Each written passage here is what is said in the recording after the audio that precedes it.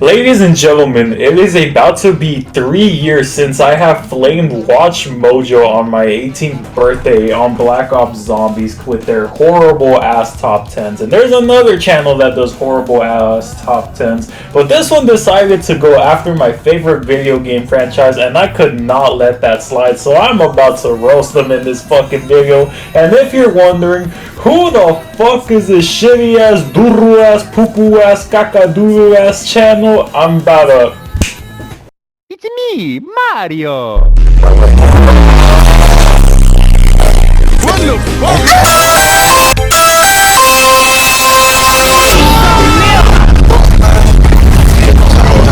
There's plenty of weapons to go around. Oh hell no! I got the fucking reboot on here! In the Devil May Cry series. Swords, guns, and many things with pointy ends are all over, but we wanted to talk about which 10 we thought were the best.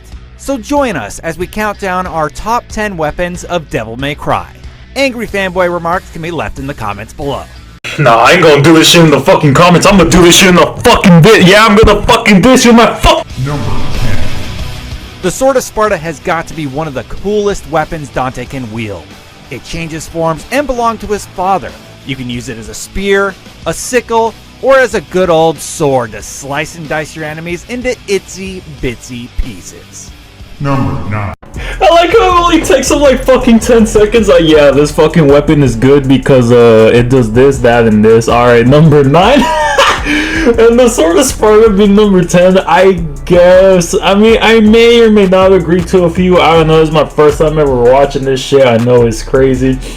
But if I agree with it, I'll either like have something small to say about it, just not say shit about it at all. So let's see where this goes. Fucking number 10. 1 second later, number 9. The Devil Bringer is awesome for one main reason. Did these motherfuckers really put the fucking Devil Bringer in number 9? You can grab enemies that are the size of a building and throw them around like rag dolls.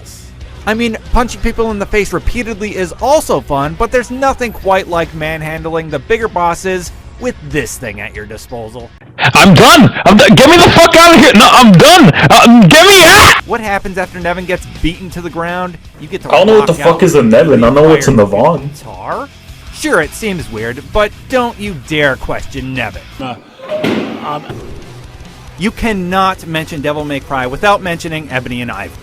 The dual pistols are a staple not only of the series, but of the character, and without them, I hate to say it, but Dante would be just a little less lovable. Instilled with demonic power that comes directly from him, Dante usually likes to use these to juggle characters in the air before finishing them off, but he can also just shoot them to death. Where's the fun in that, though? Here comes the Dante fans giving me hate again. I'm just fucking with you. But yes, the Ebony and Ivory is good. It just shouldn't be number 4. Why the fuck is Justin Bieber wielding Ebony and Ivory? These motherfuckers are using more reboot clips than actual Devil May Cry clips. I'd rather them use DMC2 clips than that piece of shit. But yes, Ebony and Ivory should have at least been like an honorable mention or something I did where I put it in like the lower top 10 because it's just not good for damage and they're kind of bland compared to the other weapons. I get it, it's like part of Dante's iconic arsenal and his go-to shit, but like it shouldn't be that fucking high. The fucking Devil Bringer's number 9 in the what the fuck? Number 3. It was an extremely difficult decision putting Pandora above Ebony and Ivory simply due to their iconic nature, but one look at what this weapon can do and you'll quickly understand. Just watch.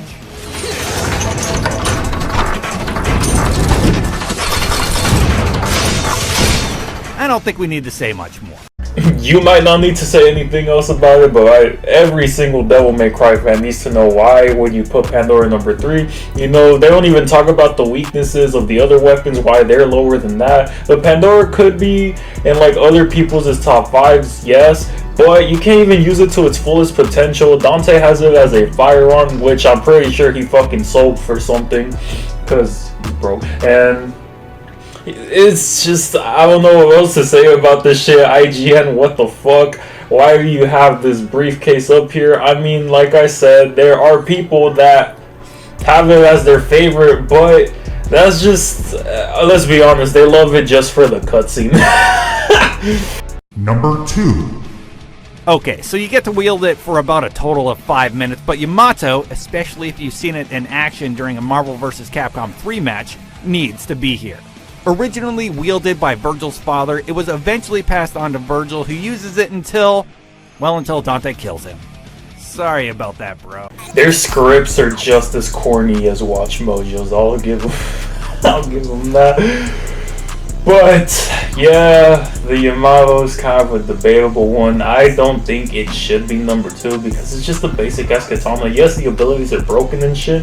And talking about, oh, you can only use it for 5 fucking minutes. That's when you know IGN doesn't even play Devil May Cry. They probably don't even know Virgil's a playable character.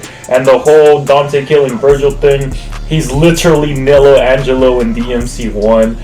I'm telling you, IGN just fucking plays the shit once and they're like, alright, let's milk this shit for the fans so they can jerk off to our content or fucking hate us and we don't care because we're popular. Fuck you. Number 1.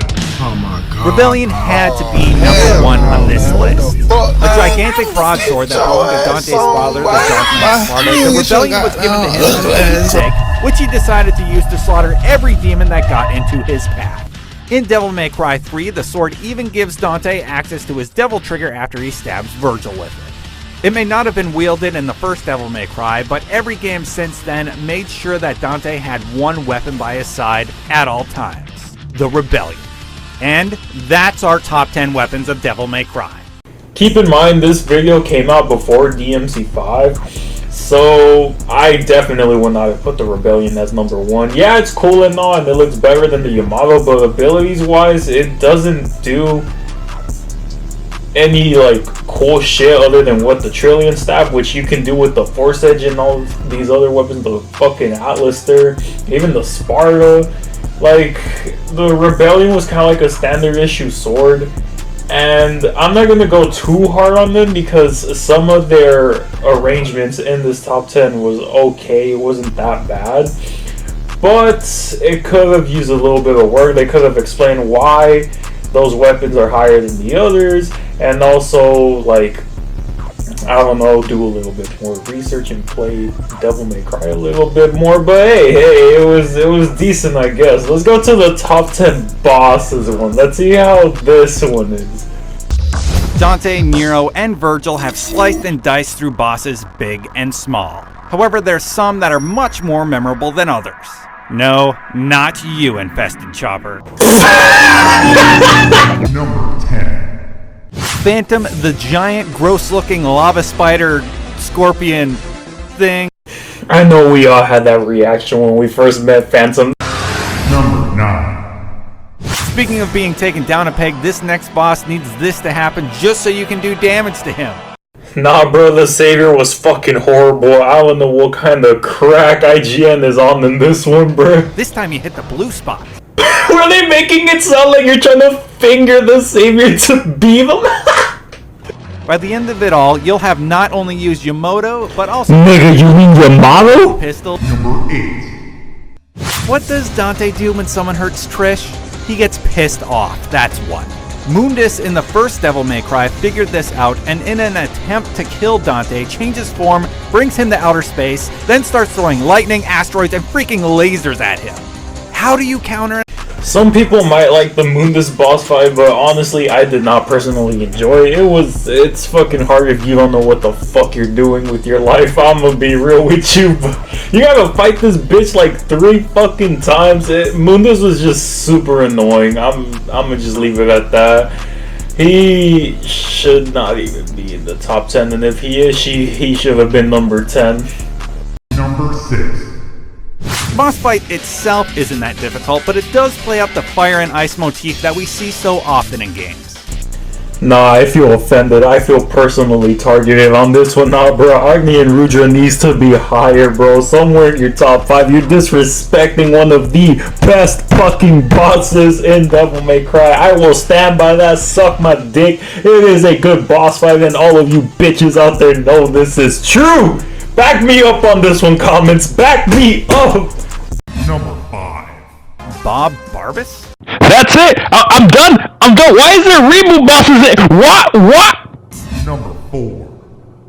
Nightmare has to be the most challenging and probably the Get me the fuck out of here. Get me the fuck out of here. What is this top 10? We're in the wrong list.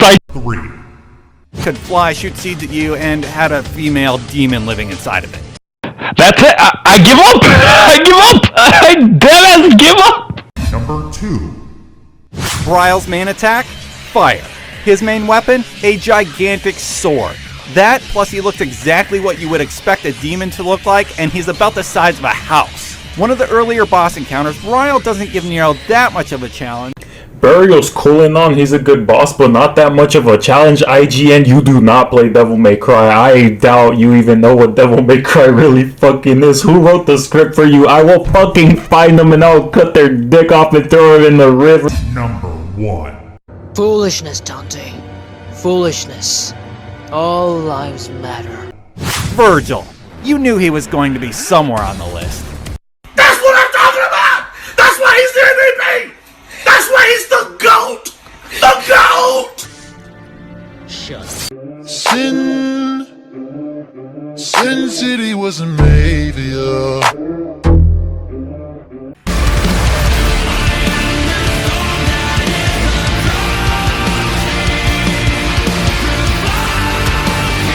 Like a motherfucking Joestar, blow bitches up like this or the North Star. Goddamn, I'm feeling like Dio, Helico, Muchísimo Field. I feel more like me, stuck or like Bruno, whichever one is Bruno. Let me get that golden experience, cause right now I'm feeling delirious. Ha!